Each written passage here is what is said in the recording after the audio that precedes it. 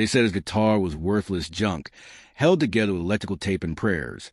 But when 17-year-old Tyler Harrison walked onto America's biggest talent show stage, nobody could have predicted that his broken instrument would deliver the most powerful 3 minutes in television history. This is a story of a boy who had nothing, lost everything, and somehow found a way to move an entire nation to tears. Tyler Harrison grew up in Millfield, a forgotten town in rural Tennessee, where the American dream felt more like a cruel joke. His father, Robert Harrison, had worked at the local steel mill for 23 years before the plant closed down, taking with it the hopes of 3,000 families. Their small ranch house, once filled with laughter and Sunday barbecues, became a place where silence hung heavy like smoke. Robert tried everything: odd jobs, construction work, even driving trucks across state lines. But nothing lasted. The bills kept coming, and the money kept running out. Tyler watched his father, once a proud man who taught him to throw a baseball and change a tire, slowly crumble under the weight of failure. Some nights, Tyler would hear his parents whispering in the kitchen, his mother Sarah's voice breaking as she counted and recounted the few dollars they had left. At Jefferson High School, Tyler learned quickly that being poor made you invisible in the worst possible way. While classmates like Brandon Matthews showed off their new iPhones and talked about college prep courses, Tyler wore the same 3 shirts in rotation and carried his lunch in a brown paper bag that he carefully folded and reused each day. The other kids didn't bully him outright. They simply acted like he didn't exist. But Tyler had discovered something that made all the pain bearable. In the corner of his bedroom sat an old acoustic guitar that his grandfather had given him years before he passed away. The instrument was falling apart. The neck was slightly warped. 2 strings were mismatched replacements from a hardware store, and a crack ran down the back that Tyler had covered with silver electrical tape. It wasn't much to look at, but when Tyler played it, magic happened. He taught himself to play by watching free YouTube tutorials on the library's computer after school.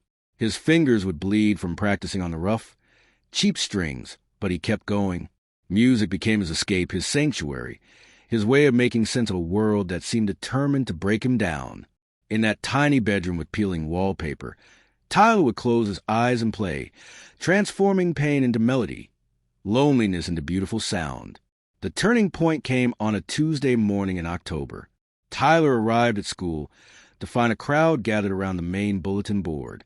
Someone had posted audition information for America's Next Star, the country's most popular talent competition. The show was coming to Nashville for open auditions, just 2 hours away.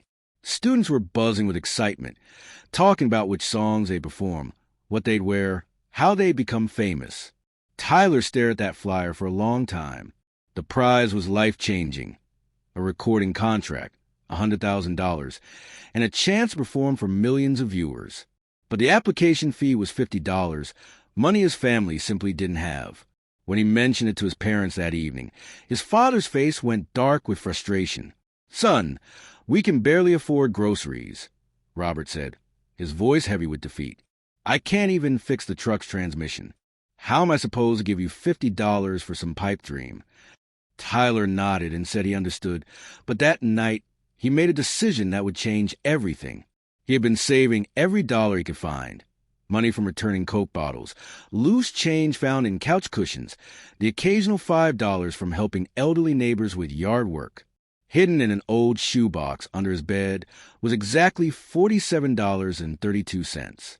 It wasn't enough for the application fee, but Tyler knew what he had to do. The next day after school, Tyler walked into Murphy's pawn shop on Main Street. Old Murphy looked up from behind the counter, his eyes immediately going to the beat-up guitar case Tyler was carrying. Tyler's hands shook as he placed his grandfather's guitar on the counter. The old man examined it carefully, noting the tape, the mismatched strings, the worn frets.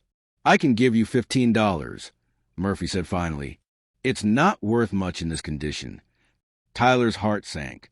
Even with his savings, he'd still be short. But then Murphy looked closer at the guitar, turning it over in his weathered hands. "Wait a minute," he said, squinting at something. "Is this a 1952 Martin? Son, do you know what you got here?" It turned out Tyler's grandfather's worthless guitar was actually a vintage Martin D, 28, made in the company's golden era. Even in its damaged condition, It was worth far more than Murphy could afford to buy. But the old pawn shop owner had a heart. He advanced Tyler $200 against the guitar's value, enough for the audition fee and gas money to Nashville. You win that competition, boy, and you come back for your guitar, Murphy said. You don't win. Well, at least you'll know you tried. Tyler practiced every day for 2 weeks, his fingers moving over imaginary strings when he couldn't access the library's computer for backing tracks. He chose an original song he'd been working on for months, a raw, emotional piece about holding on to hope when everything seems lost. He called it Broken Things. The day of the audition, Tyler rode to Nashville in his neighbor's pickup truck, his stomach churning with nervous energy. The audition venue was massive.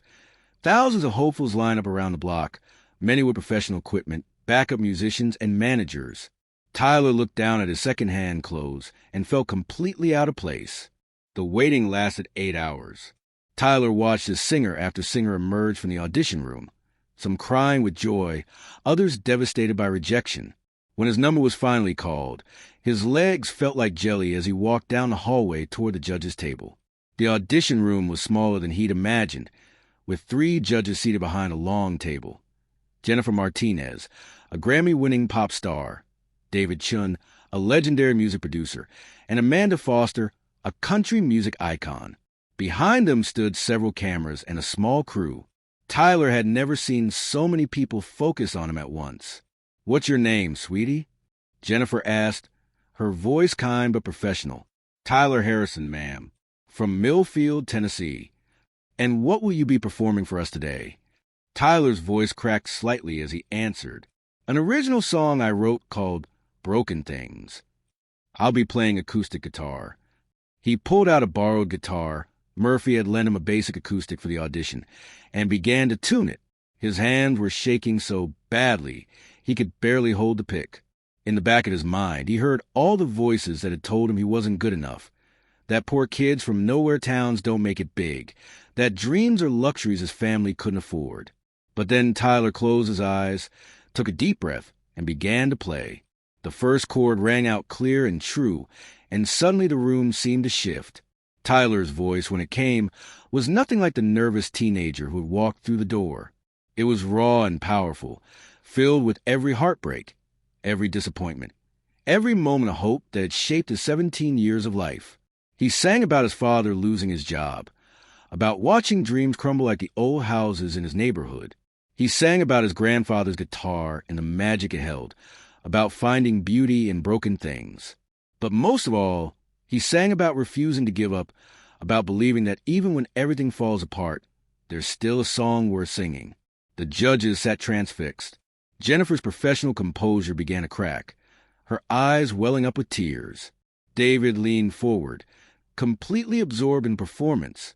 Amanda's hand went to her chest, clearly moved by what she was hearing. But Tyler wasn't performing for the judges anymore. He was back on his front porch in Millfield, playing for his father who needed to hear that tomorrow might be better than today. He was playing for every kid who had ever felt invisible, every family struggling to make ends meet, every dream that seemed too big for its circumstances. When the last note faded, the room was completely silent. Tyler opened his eyes to find all 3 judges staring at him with expressions he couldn't quite read. Jennifer was openly crying now, mascara running down her cheeks.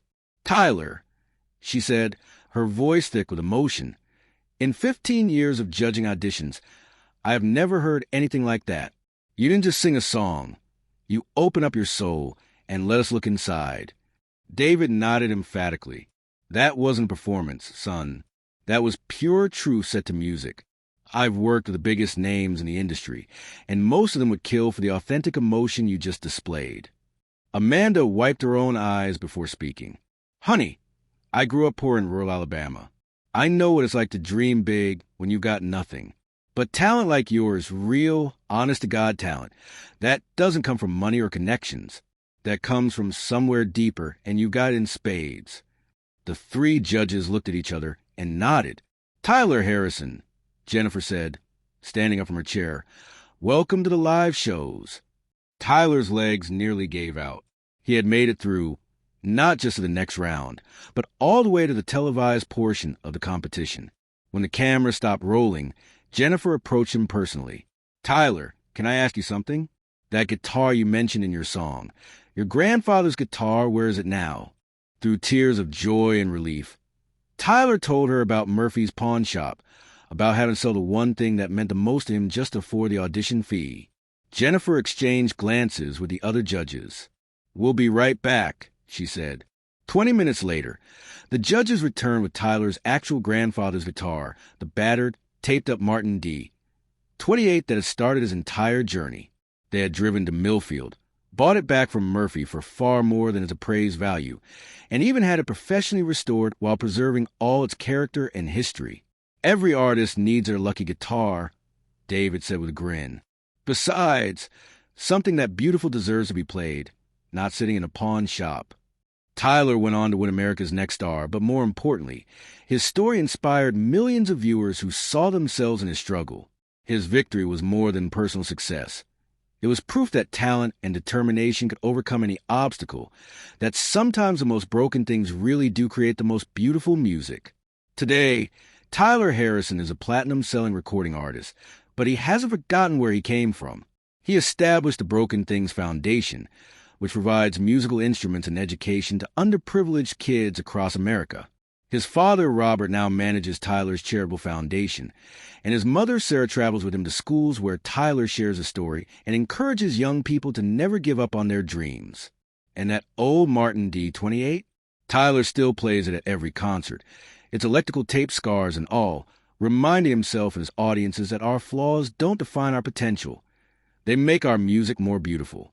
Because sometimes the most powerful songs come from the most broken instruments. And sometimes all it takes is one person brave enough to keep playing, even when the whole world says their music isn't worth hearing. Tyler Harrison proved that night in Nashville that talent doesn't care about your bank account, your zip code, or how perfect your guitar looks. Talent only cares about one thing: whether you're brave enough to let it shine. If you have a dream that everyone says is impossible, if you're holding on to hope with nothing but duct tape and determination, remember Tyler's story. Remember that every expert was once a beginner. Every success story started with someone who refused to quit, and every beautiful song began with someone brave enough to play that first note. Your guitar might be broken, your clothes might be secondhand, and your bank account might be empty, but if you got a song in your heart and the courage to share it, you've got everything you need to change the world.